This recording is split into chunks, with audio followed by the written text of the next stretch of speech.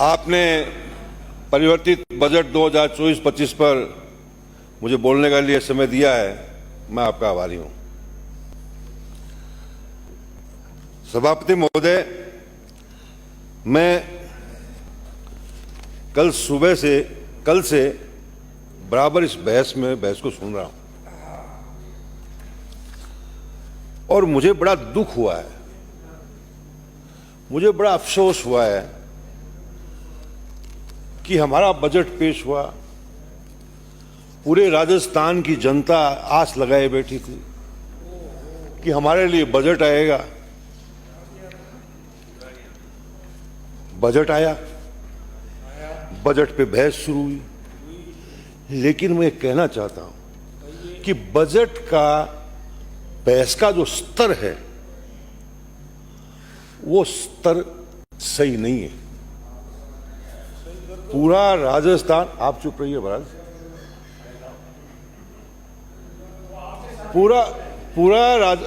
माननीय सदस्य है, मेरे मित्र है, पूरा राजस्थान आपको देख रहा है, इस बहस को सुन रहा है और आपने बजट के बहस बजट पे हो रही है, चर्चा बजट पे हो रही है। क्या हुआ, क्या होना चाहिए, बजट में क्या चीज रह गई, बजट में क्या चीज अच्छी है, जनता के लिए क्या फायदे की, ये सब बातें होनी चाहिए थी। लेकिन मैं जिस प्रकार से ये चालू हुआ है, नगर पालिकाओं में भी ऐसी बहस नहीं होती है। बहस बजट की हो रही है और चर्चाएं किसी और चीज की हो रही है। तो ये सारी चीजें हैं, मैं चेताना चाहता हूं, हाउस हमारा है, राजस्थान के हाउस की एक गरिमा है। पूरे हिंदुस्तान के अंदर राजस्थान का विधानसभा जाना जाता है, लेकिन आप इस प्रकार से, अभी तक मैं समझता हूं जोगाराम जी, ये आपकी सरकार बनी है, ये समझ में ही नहीं आई आपको बनी है कि नहीं बनी है अभी तक। मतलब फरमा रहे हैं हमारी सरकार जनता की सरकार है, और आप वाली सरकार थी नहीं, कभी इधर की कभी इधर की, कभी होटलों की कभी बाहर की, वैसी सरकार हमारी नहीं है। समय बहुत बलवान होता है, समय बहुत बलवान होता है, राजनीति में उतार चढ़ाव सब के आते हैं। भगवान करे आपके जल्दी नहीं आ जाए, आपके जल्दी नहीं आ जाए, ध्यान रखना। लेकिन मैं ये समझता हूं सभापति महोदय, मेरा ये दुख था, मैं आपके सामने रखा है। यदि आपको ये मेरी बात सही नहीं लग रही कि बहस बजट पे होनी चाहिए, उसका एक स्टैंडर्ड होना चाहिए, जनता हमारी देख रही है हमारे को, आपको नहीं पसंद है तो कोई बात नहीं।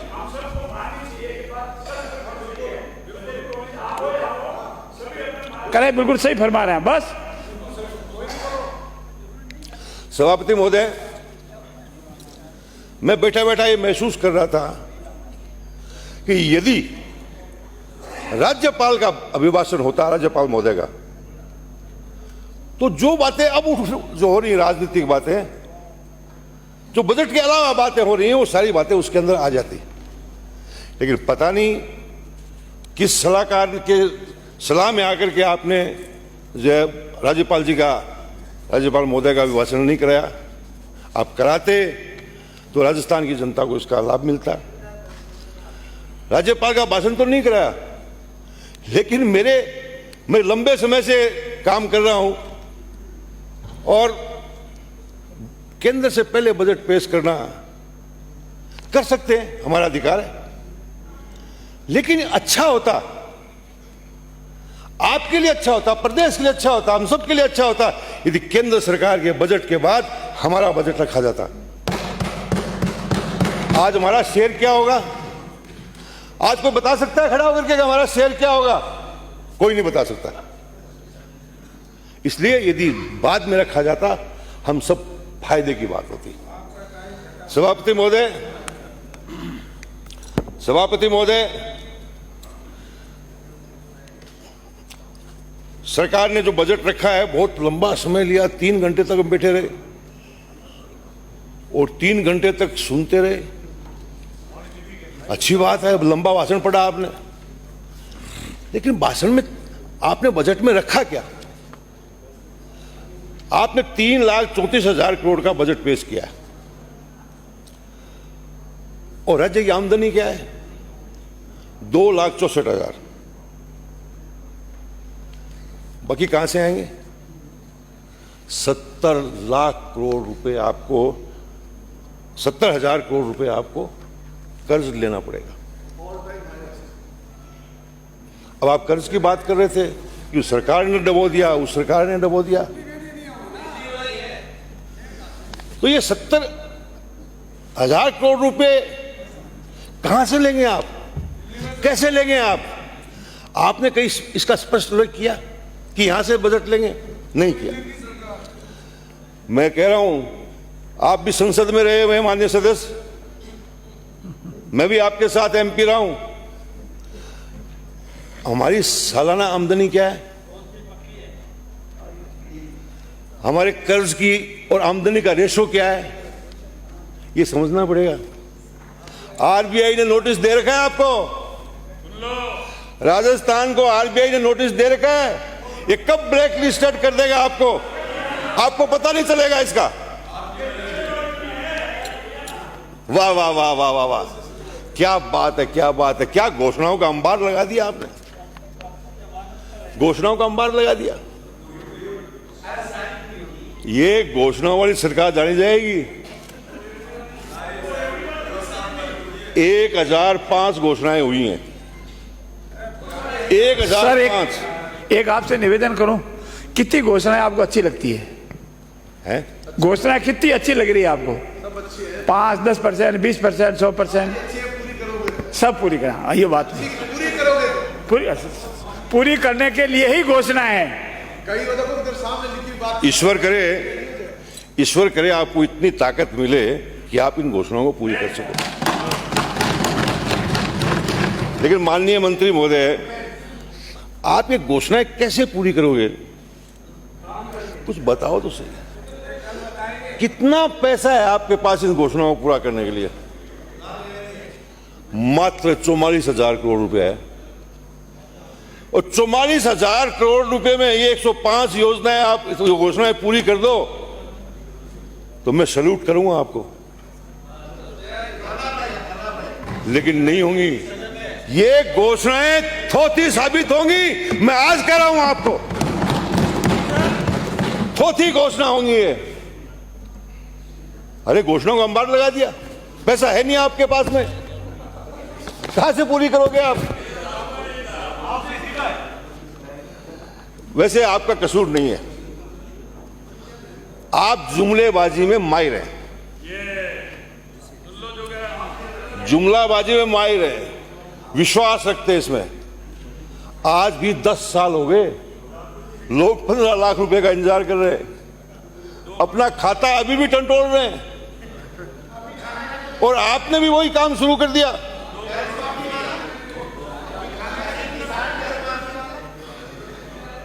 अब आप देखिए, आप बार बार प्रधानमंत्री जी का नाम ले रहे हैं। मैं सोच रहा था कि हमारे मुख्यमंत्री जी बैठे हैं, कितने भले आदमी हैं। मैं बजाता हूं ताली, भले आदमी।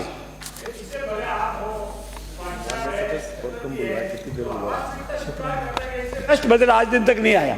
वास्तविकता स्वीकार करने में मैं आपको भी करता हूं, मैं आपका भी उतना ही रेस्पेक्ट करता हूं, लेकिन मैं एक सुझाव देना चाहता हूं आपको, बुरा नहीं माने तो। आप बार बार खड़े मत होना।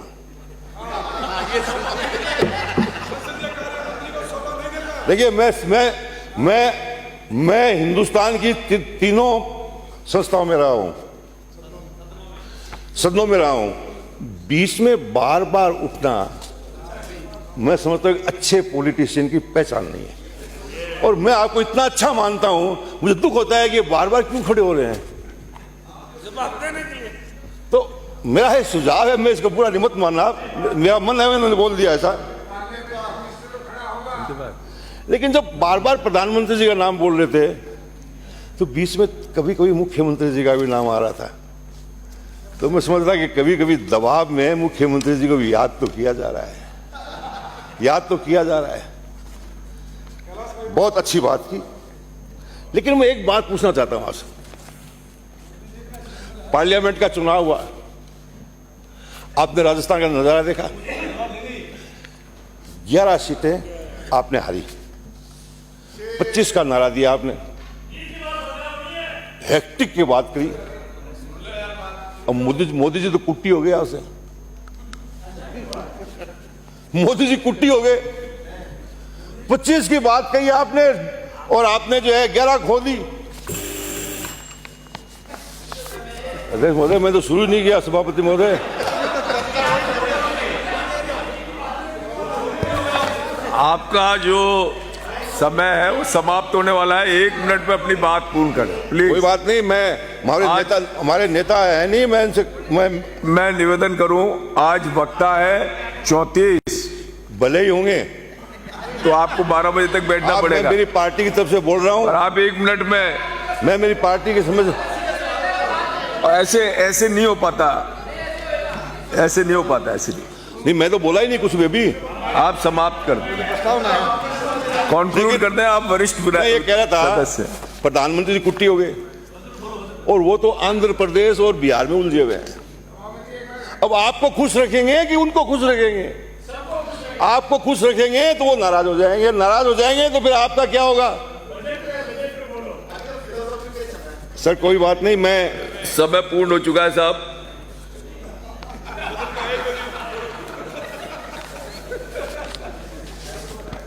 ये मेरी पार्टी का है समय बंटवारा जो इसमें लिखा हुआ है, आपके कहने से नहीं, ये जो समय इसमें लिखा हुआ है, हाँ तो कम करा दो आप। मेरे को आधा घंटे के लिए बोला गया है, मेरे को आधा घंटे के लिए बोला गया है। लंबीला खड़िया नहीं है मतलब मैं अभी बात कर रहा था कि नौजवानों पे बात चल रही थी, मैं भी महसूस करता हूं कि नौजवान को आज आवश्यकता है मदद की। हमारा नौजवान बहुत नर्वस है। आज नौजवान के लिए नौकरी नहीं है, घोषणाएं होती हैं, कहीं 2 करोड़ की होती हैं, कहीं 1 लाख की होती हैं, लेकिन नौकरियां हैं कहां? आज हमको ये सोचना पड़ेगा। इसके साथ साथ में एमएसएमई को तरफ ध्यान देना पड़ेगा हमारे को। एमएसएमई की हालत हो रही है, एमएसएमई की हालत बहुत खराब हो रही है। हमारी उत्पादन क्षमता 60% गिर गई है।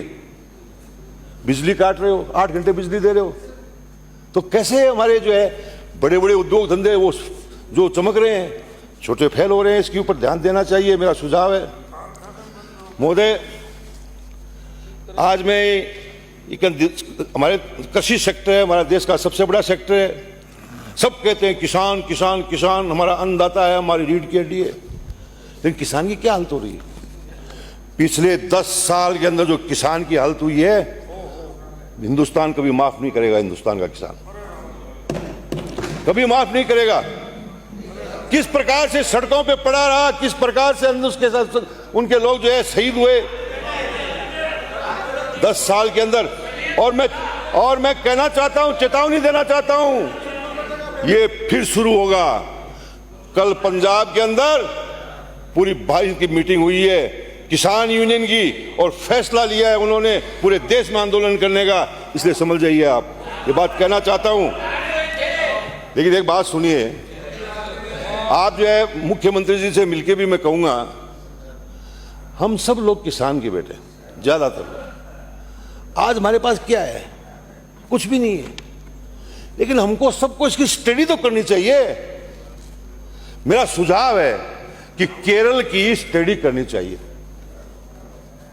कि केरल के किसानों के साथ क्या है। वहां नारियल का पानी का भी जो है वो एमएसपी मिलता है, एमएसपी नारियल के पानी का, सब्जियों का। आज हमारे क्या हालत है? हमारे जो है आपके जिले के टमाटर देख लीजिए, प्याज देख लीजिए, सड़कों पे मिलते हैं। कोई किसान की क्या हालत हो रही है? बाजरी हमारी बम्पर क्रॉप है, हमारा सारा राजस्थानी इकोनॉमी बाजरे के ऊपर है। लेकिन बाजरे की खरीद तो बात तो चली एमएसपी के अखबारों में कि बजट में आएगा, लेकिन नहीं आया।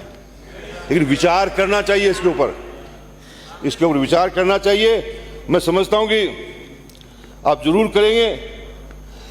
1,45,000 किसानों की आपने कृषि कनेक्शन देने की बात की है, एकदम हास्यास्पद लग रही है। अरे बिजली कंपनियों के इंफ्रास्ट्रक्चर के लिए पैसा कहां है आपके पास? क्या हालत है कंपनियों की? अरे तार के लिए बोलते हैं, पोल के लिए बोलते हैं, तो वो नहीं है। ये हालात हैं, ये सोचने की जरूरत है। आपने 33,000 जो थर्मल पावर की बात कही है, 3300 मेगावाट की, कहां से पूरा करोगे आप? आपका एग्जिस्टिंग जो थर्मल पावर है उसके लिए कोयला नहीं है आपके पास में, उसके लिए कोयला नहीं मिलेगा। मैं गारंटी कैसे कह सकता हूं कि ये कभी पूरा नहीं होने वाला नहीं है। साथियों, मेरे सरकार के साथियों, मित्रों, मैं किसान का बेटा हूं। कुंभाराम लिफ्ट कैनाल हमारा जैसे एरिया का बहुत बड़ा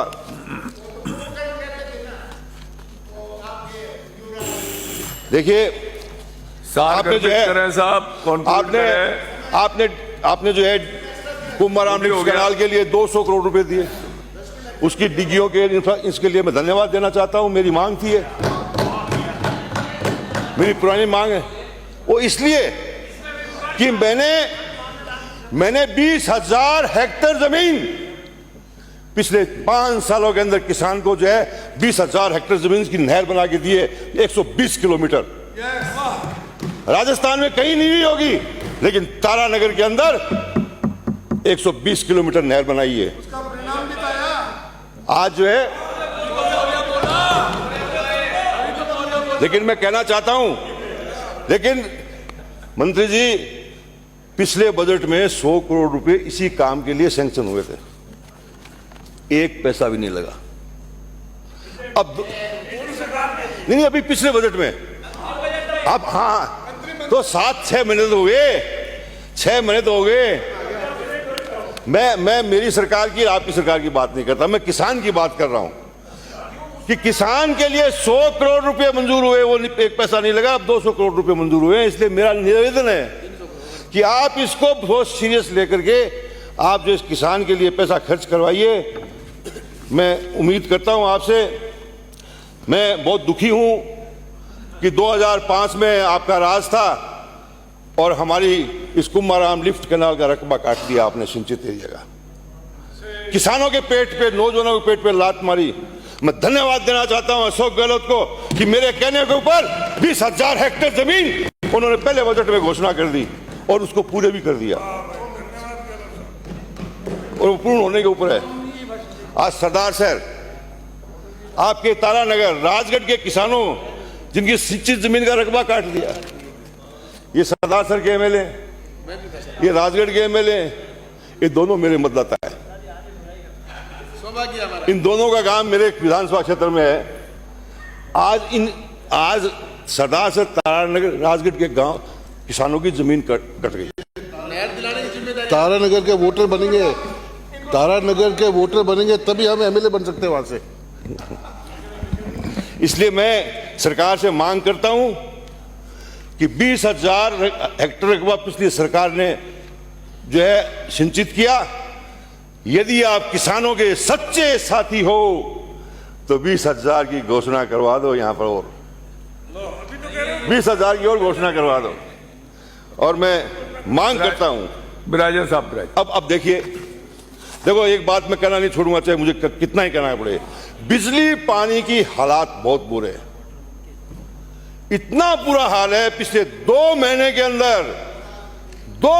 अंदर जो हालात हुए कि गरीबों के, किसानों के, गांव में रहने वाले और छोटे छोटे शहरों में रहने वाले लोगों के, आपके, मैं मंत्री जी आपको ईमानदारी से कहना चाहता हूं, मेरे पास में ऐसे ऐसे फोन हैं कि विधायक जी, बच्चा छोटा है 4 दिन का, बिजली नहीं है, मर रहे हैं बच्चे, श्री फूल सिंह ऐसे हालात हो रहे हैं। ऐसे ही हालात पानी के हैं, ऐसे हालात पीने के पानी के हैं। आप सुधारिए इसको, आप सुधारिए। माननीय सभापति महोदय, एक मिनट, मैंने जो राजस्व है सदस्य, please. मैंने जीएसएस की मांग की थी, वो आपने पूरी की, मैं धन्यवाद देता हूं। अंकित नहीं 132 होगा। के